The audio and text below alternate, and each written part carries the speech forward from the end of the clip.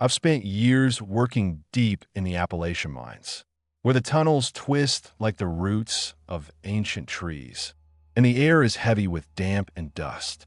The smell of wet stone and cold dust clings to everything, to the walls, to your clothes, to your very lungs. Every sound down here has weight. Every echo carries meaning. Rock shifts, timber settles, metal contracts. A drip of water on metal can sound like a hammer, and a falling pebble can make you jump if you aren't expecting it. But the knocking didn't belong. It wasn't loud. It wasn't sudden. It didn't echo like a normal impact should.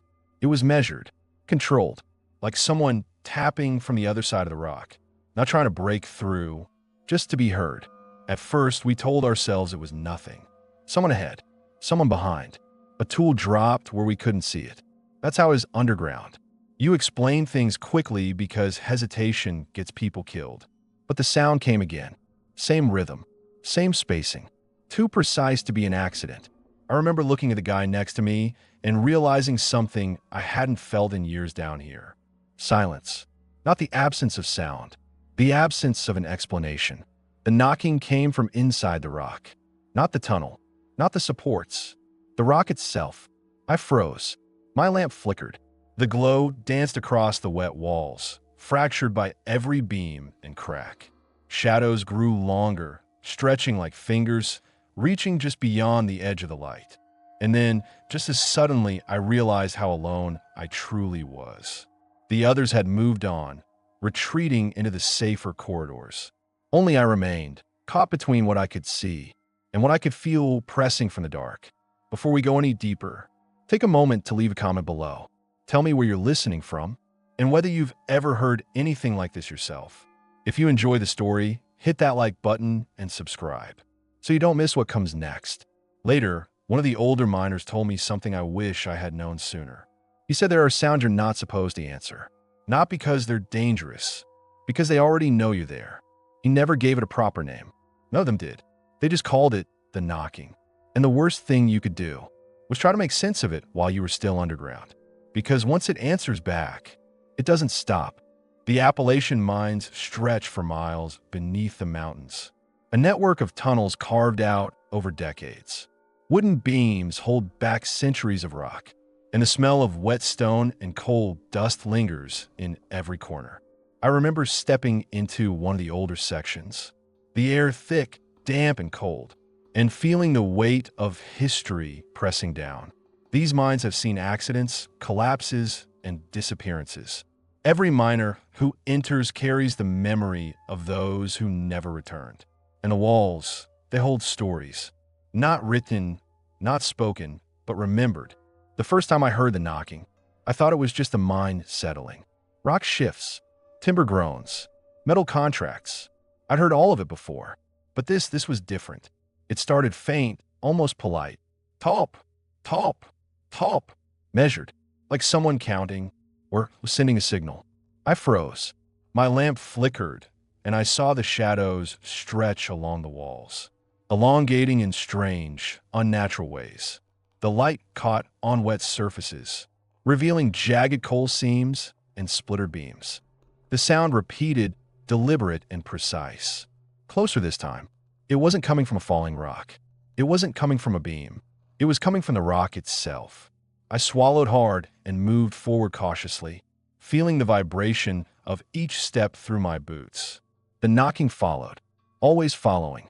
Every pause I took, it waited. Every move I made answered. The older miners warned me about these tunnels. Some things you hear down here, don't answer. Don't look too long. Don't move too fast. I hadn't understood at first. I thought it was superstition. I thought it was stories to scare new miners. But standing there deep underground, with the tapping echoing inside the rock, I understood what they meant. I realized that in these tunnels, you are never truly alone, even when no one else is around, even when you think you're safe. The lamp in my hand pulsed gently, casting fractured light on the wet walls, and I could see shapes shifting at the edge of the glow.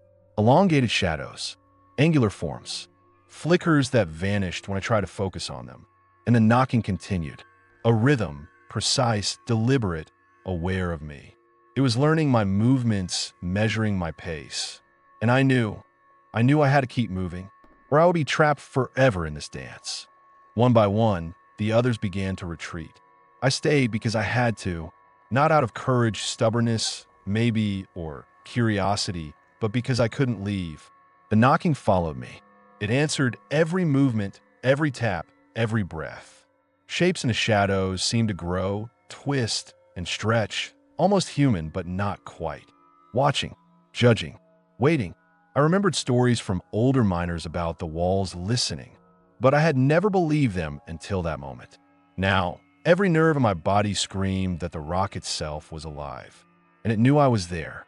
The lamp in my hand flickered again. The glow pulsed, casting fractured shadows across wet walls. Each beam revealed tiny details I hadn't noticed before. The jagged edges of coal seams, splintered timbers, puddles of water reflecting broken light. The tunnel felt narrower now, as if the walls themselves were leaning in, observing. I tried to steady my breathing. In, out, in, out. But the rhythm of my pulse seemed to synchronize with the knocks. And with each beat, I felt the presence growing stronger. The air seemed heavier, pressing against my chest, my helmet, my lungs. I thought of the miners who had vanished before me. I imagined their footsteps echoing through these tunnels, their lamps flickering, their fear palpable in the dark. Were they heard by the same presence? Did it follow them too? The thought made my stomach tighten. I could feel the cold sweat running down my back, soaking into my jacket. My hand shook slightly as I gripped the lamp. The shadows danced across my vision, sometimes merging into shapes. That vanished when I tried to focus on them. It was as if the tunnel itself was alive, breathing around me, watching me, counting my steps, measuring my fear. The knocking didn't just respond to my presence, it anticipated it. Every pause I took, it waited. Every move I made, it answered. It wasn't random. It wasn't chaotic. It was deliberate, patient. And that patience was more terrifying than any scream. I remembered the old miner's warnings again. Some things you hear down here, don't answer. Don't look too long. Don't move too fast. I had dismissed them before. I thought it was superstition, stories to scare new miners. Now I realize the truth. These warnings weren't about superstition. They were survival. I tried to tell myself it was just the echo of my own steps, or the mine settling, or the wind through cracks in the rock. But I knew it wasn't. The rhythm was too precise, too intentional. It was aware of me. It was learning me. And I could feel it like a weight pressing in my chest, that my every action was being observed, recorded, judged. I kept moving cautiously, step by step. Each movement was deliberate. Every small sound I made seemed amplified, magnified by the walls. A drip of water sounded like a gunshot, a falling pebble like a hammer on steel. I imagined eyes in the darkness, invisible but undeniable, watching my every gesture, every breath, every blink. Minutes, no, hours passed. Time lost all meaning. The rhythm of the knocking persisted, and my own pulse had merged with it. It was impossible to separate my fear from the sound, my heartbeat from its pattern. It was patient, intelligent, unyielding, and I felt myself being measured, step by step, judged for reasons I could not understand. I thought of all the stories I had heard underground, of the men who had gone missing, swallowed by the mine, and how no one could explain what had happened. Now I understood. The mine itself remembered. The mine itself reacted, and I was part of its memory now. The lamp flickered again, and for a moment, I saw shapes at the edges of the glow, elongated, angular forms, like shadows of people who were no longer alive, twisting just out of reach of clarity. I blinked, and they were gone, but the feeling remained. They were watching, waiting. I thought about turning back, retracing my steps, escaping the corridor, but I knew it was too late. The knocking would follow. It didn't need to chase me. It only needed to exist, and I would carry it with me. I pressed on, each step more deliberate than the last. The cold sweat clung to my skin. My hands were numb, my legs heavy, my chest tight. Every inch of me screamed to stop, to run, to flee, to do anything but continue. But the mind demanded that I move, and the knocking demanded that I remember. I thought about the older miner's eyes, how they had seen the same pattern, felt the same presence. I understood now why they never spoke about it openly. Some knowledge is too dangerous to share. Some experiences cannot be rationalized. You survive or you do not. I kept moving step by step. Each echo of my footfall a reminder that I was not alone. The knocking was not a sound, it was a force. It had patience, intelligence, awareness, and it did not forgive hesitation. It was eternal, like the mind itself, watching, learning, judging. And then, in a moment of terrifying clarity, I realized I could not fight it, I could not outrun it, and I could not understand it. I could only endure, step by step, breath by breath, one careful motion at a time. I survived that shift barely. And even after leaving the tunnel, even after the daylight finally broke across my face, I could feel in my bones, in my chest, in my thoughts. The mind had followed me. The knocking had followed me. And some things never let go. I stepped forward slowly, feeling the wet, cold dust shift beneath my boots. The tunnel stretched ahead like a dark artery, ancient and unyielding. Every sound seemed magnified. The drip of water, the creak of timber, the faint hum of air moving through narrow cracks. The knocking was still there. Not as loud as before, not as insistent, but it lingered in my mind. A memory embedded in the very walls. It was patient, deliberate, aware. It followed my steps without rushing, learning me with every motion. I thought about all the miners who had walked these tunnels before me. Some vanished, some returned. And yet, none spoke fully of the knocking. They only gave warnings in passing, half-whispered words that carried the weight of generations. My hands were slick with sweat, gripping the lamp until my knuckles ached. The flickering light carved the walls into grotesque shapes, jagged as the memory of fear itself. Each reflection in the puddles below seemed to hold movement that wasn't mine. I could see shadows stretching across the tunnel like long, skeletal fingers, vanishing the instant I tried to focus. I took a step, then another, counting my breaths. 1, 2, 3. The knocking answered each motion as if counting along. It was patient, cold, without malice, yet impossible to ignore. And I realized the full weight of the older miners' warnings. Some presences do not need to chase you. They only need to exist. As I moved further, I began to notice details I hadn't before. Splintered timbers with strange gouges, coal seams that shimmered faintly, and puddles reflecting light in ways that defied simple physics. I could feel the presence in the walls, in the air, like a pressure that pushed against my chest, my skull, my very thoughts. Time lost all meaning. Minutes stretched into hours. Each step required careful deliberation. I tried to speak, to remind myself that I was alone, but the sound of my own voice seemed swallowed by the tunnel, absorbed into the walls, and returned as a faint, distorted echo. I remember the old miners' stories of disappearing men, their lamps flickering out and never returning. And now, in the echo of the knocking, I understood. This was not a mere sound. It was a presence, ancient and patient. It observed, measured, and remembered, and I could not outrun it. I slowed my pace, tried to move as silently as possible. Each breath was a negotiation, each movement a careful dance. The lamp in my hand flickered again, revealing shapes at the edges of my vision, forms that looked like human figures, then shifted into angles that no human body could create. I thought about turning back, retracing my steps, but I knew it was too late. The knocking would follow. It didn't need to chase me. It only needed to exist, and I would carry it with me. I pressed on, each step more deliberate than the last. The cold sweat clung to my skin. My hands were numb, my legs heavy, my chest tight. Every inch of me screamed to stop, to run, to flee, to do anything but continue. But the mind demanded that I move, and the knocking demanded that I remember. I began to notice the smells in the tunnel more vividly. The damp coal, the wet wood, the faint iron tang of old blood somewhere deep in the rock. Every inhale brought tension.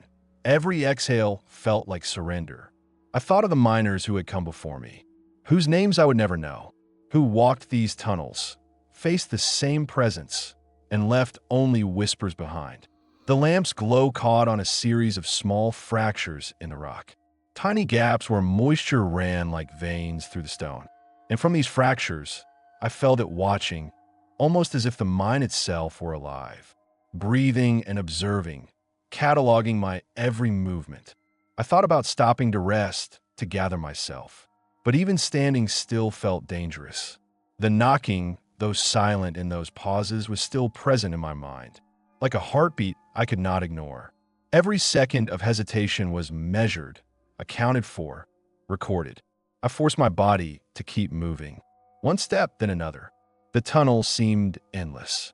Every beam of timber, every seam of coal, every puddle of reflective water became part of a pattern I could barely comprehend. And the knocking was the rhythm of that pattern, a constant, unwavering reminder that I was not alone. I remembered the stories of miners hearing voices in the walls, of shadows that moved with a mind of their own.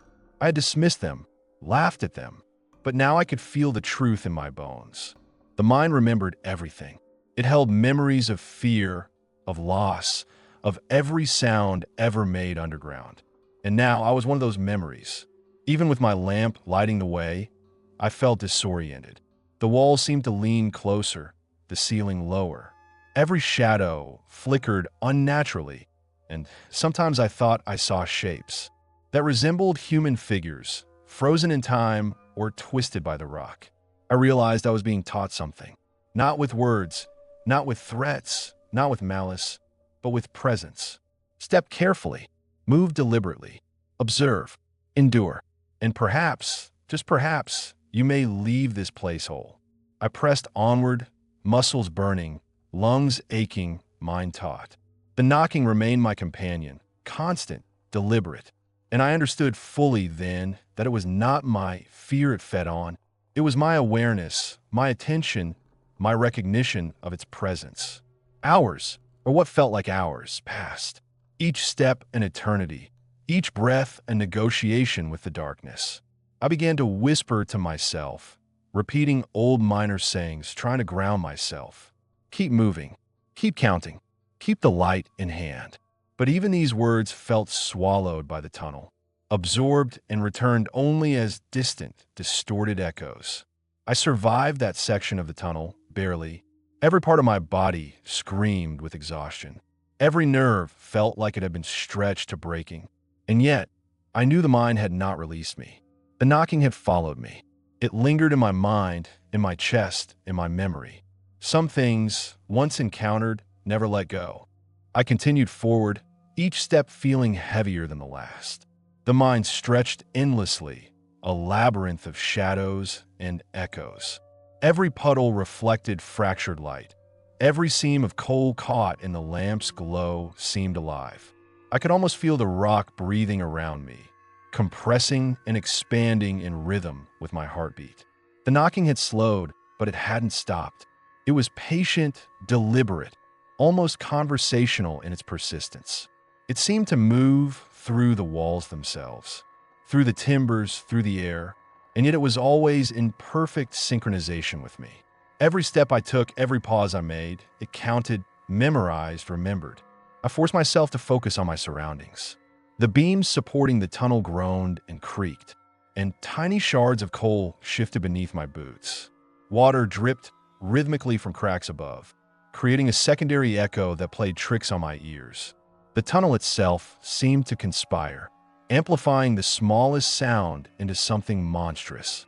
I remembered the old miners' faces, lined and wary, their eyes reflecting secrets too heavy to speak. They had walked these tunnels, too, and carried with them knowledge that was never written down. I could feel it now, the weight of their experience, the invisible warnings left embedded in the very walls of the mine. The knocking grew louder again, subtle but insistent. It was a rhythm I couldn't ignore. It wasn't anger, and it wasn't threatening in the traditional sense. It was awareness, intelligence, patience, and I felt, with a sinking certainty, that the mine itself, through this presence, knew exactly who I was and what I had done to arrive here. I paused, leaning against the damp timber, trying to collect my thoughts, to steady my racing pulse. My hands were trembling from a combination of fear and exhaustion, and yet I couldn't stop moving for long. Even standing still felt dangerous. The presence seemed to encroach on my mind, filling the empty spaces with awareness, with judgment, with memory. I looked down at the puddles on the floor again. Reflections shimmered with shapes that weren't mine. I thought I saw glimpses of figures crouching in the corners, bodies half buried in shadow, frozen in positions that could not exist naturally. Each flicker of my lamp seemed to animate them for a brief instant. Then they vanished as quickly as they appeared.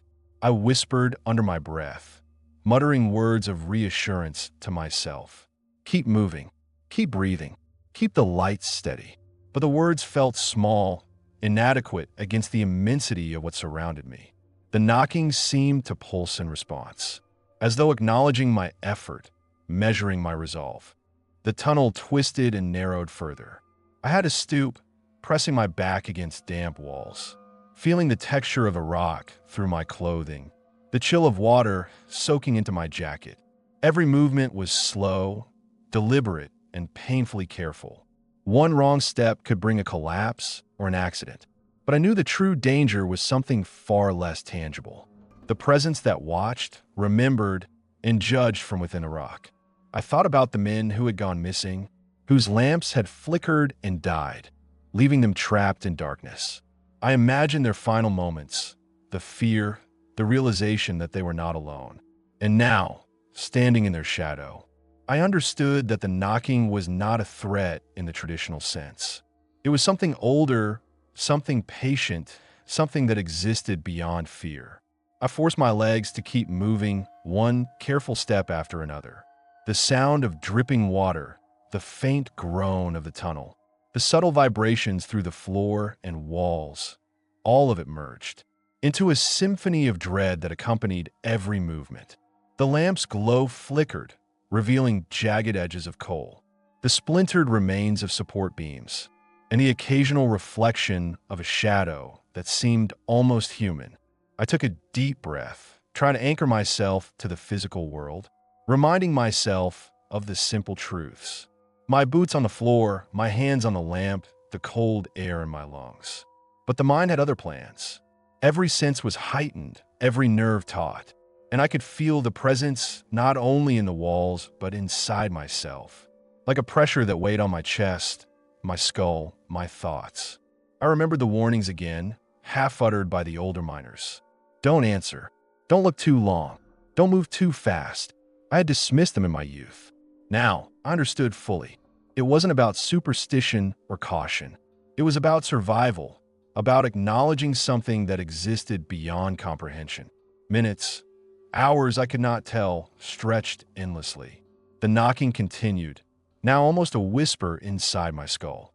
It had become part of the rhythm of the tunnel, a companion that forced me to recognize every detail, every shift in light, every subtle change in the walls or ceiling.